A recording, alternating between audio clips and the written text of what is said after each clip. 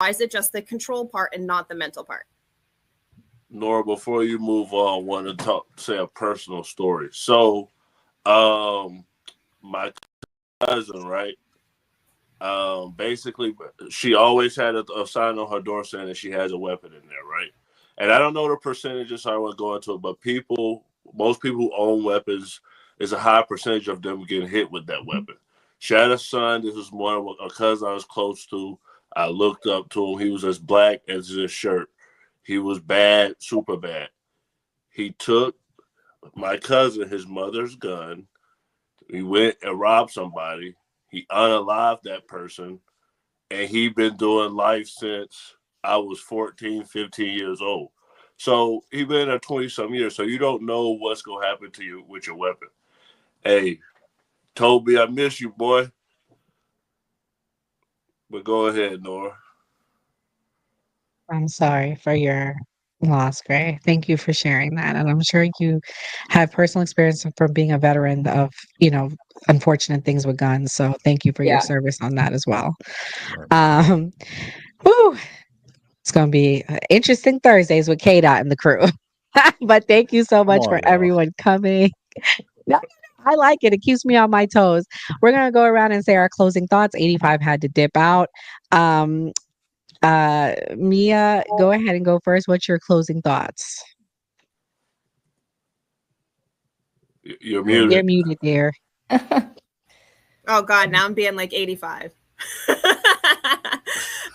Essentially, at the end of the day, we are all American, regardless if we're right, regardless if we're left, regardless of our color, our creed, where our family came from. We are all American, and we need to do what's right for America, such as feeding children because we can afford to in this country. No child should be left behind when it comes to food. Preach. Jenna, what's your closing thoughts? And thank you for hosting with us again on Tuesday night.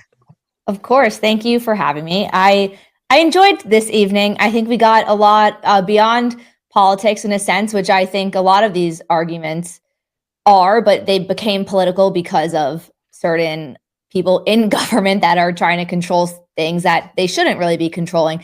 And ultimately, for all of us, I think that this is way beyond the right and the left. Behind closed doors, even in the governmental level, they don't have the people's best interest. And I say that for both parties. We say this all the time, it's more of a spiritual war that's happening.